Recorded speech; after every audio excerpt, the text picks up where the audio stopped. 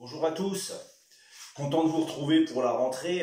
Je sais que les plus jeunes d'entre vous, vous êtes heureux, l'école va reprendre, le travail pour certains, il y en a encore peut-être qui sont en vacances. En tout cas, nous sommes tous heureux de pouvoir reprendre nos activités après un repos qui était bien mérité. Voilà, ce mois de septembre va bientôt démarrer et je crois réellement que le Seigneur a encore plein de choses pour nous. J'avais à cœur de vous partager un petit mot du pasteur parce que nous sommes dans une région où nous vivons les vendanges régulièrement. Cette région de Champagne est tellement pétillante. Mais ça m'a fait rappeler un petit peu ce que Jésus a dit au cours de son dernier repas, où il s'est retrouvé réuni avec ses disciples. On peut même penser au psaume 118 qui annonce le sacrifice de l'agneau. Et son heure arrivait, en fait. Et Jésus, qui se dirigeait vers Gethsémane, aura ce mot et dira ceci à ses disciples: « Je suis le vrai cep, vous êtes les sarments, et mon Père est le vigneron. » C'est le chapitre 15 de l'évangile de Jean, et clairement, c'est un message qui a été bien souvent prêché dans les églises, et notamment, ça n'enlève en rien le fait que c'est vraiment un verset qui nous parle profondément. Le cep porte les sarments et les nourrit.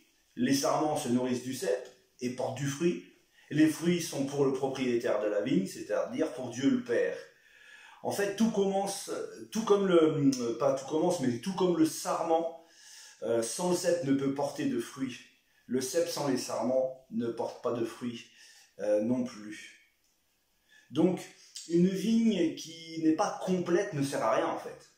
Et Jésus nous a clairement invités à rester attachés à lui, car c'est en lui qu'est la vie. Ce que Jésus dit, c'est qu'il compte sur ses disciples, que nous sommes tous, pour annoncer la bonne nouvelle de l'évangile. Et puis bâtir son royaume, et puis que chaque personne qui vient à lui, qui naît de nouveau, qui s'attache au cep qu'il est, devienne un sarment qui à son tour portera du fruit. Il dit aussi dans Jean 15 et au verset 4, « Sans moi, vous ne pouvez rien faire, c'est pourquoi demeurez en moi et je demeurerai en vous. » Demeurer en Christ, c'est Dieu qui nous en fait la grâce en fait. C'est lui qui est venu vers nous. Mais Dieu nous fait aussi cette grâce de nous associer à ses plans et à ses projets. Et ces plans et ces projets, c'est simplement le salut de chacun. Pour que l'humanité soit sauvée, il a décidé que nous sommes les sarments qui allons porter du fruit pour ceux qui se perdent. Dans le projet de Dieu, nous sommes ouvriers avec lui, attachés à lui. Plus que ça, on est même déclaré amis de Jésus.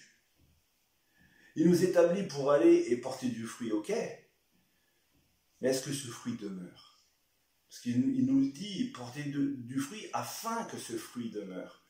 Notre force, nos capacités pour Dieu et l'efficacité du service pour le Père résident en Dieu, en Jésus et en la parole vivante qu'il est, c'est-à-dire ce cep qui transmet la vie. Les sarments sans ce cep peuvent vivre. Il est marqué qu'un sarment qui ne porte pas de fruits, on le coupe et on le jette.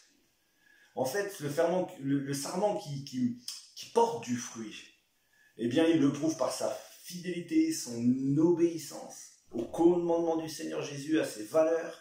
Sa parole, comme on l'a dit tout à l'heure, demeure en nous. Alors quoi? Il nous promet simplement que nous pouvons demander tout ce que nous voulons. Ainsi, les sarments que nous sommes, on n'a pas à s'en faire pour la vie qui coule en nous. On n'a pas à s'en faire pour si Dieu ou pas va s'occuper de nous. Nous sommes attachés au cep. Ça, c'est pas un problème.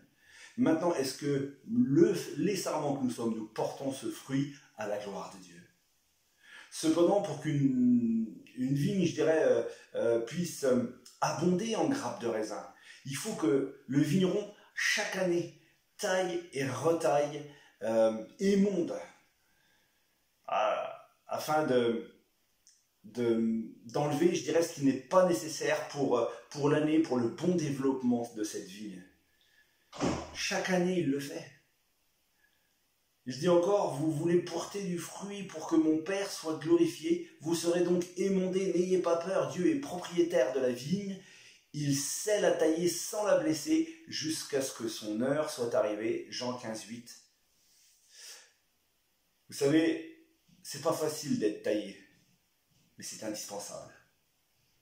Il faut accepter que le Père, le divin vigneron, vienne couper ce qui est pas nécessaire dans notre vie afin de porter du fruit. Il est marqué aussi, vous avez des épreuves, des difficultés, des oppositions et des tribulations dans le monde, mais prenez courage.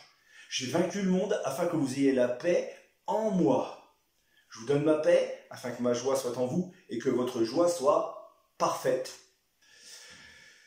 Évidemment, est-il possible de jouir des biens de ce monde, faire une carrière, avoir une maison, un compte en banque bien rempli? Voilà, ce sont des questions qui des fois trottent dans nos têtes et c'est légitime. Je dirais que bien sûr que Dieu n'est pas contre ces choses. Simplement, soyons ces sarments dépendants du cep. Ainsi Dieu est le premier dans nos cœurs, alors toutes ces choses nous sont données par-dessus. Le sens de la vie, ce n'est pas toutes ces questions-là. Le sens de la vie du sarment, elle est ailleurs. C'est de porter du fruit à la gloire de Dieu. Mais déjà aujourd'hui, nous avons sa joie et sa paix, n'est-ce pas? Parce que Dieu nous aime sans condition. Il a donné sa vie pour nous. Alors, veillons à rester attachés solidement au cep et que le sarment que je suis, le sarment que tu es, puisse porter du fruit à la gloire de Dieu. Je suis convaincu, et ça, que tous les enfants de Dieu qui veillent à rester attachés au cep qui est Jésus-Christ portent du bon fruit. Alors, simplement, frères et sœurs, amis, tous ceux qui entendent et qui voient cette vidéo, écoutez, soyez bénis pour ce mois de septembre, que le Seigneur vous remplisse richement, que la rentrée soit pour vous un moment de joie, de pouvoir reprendre cette vie active, après ce bon repos que Dieu nous a accordé pendant ces temps de vacances, alors que le Seigneur vous bénisse. Alors, encore une fois, soyez bénis au nom de Jésus et à bientôt.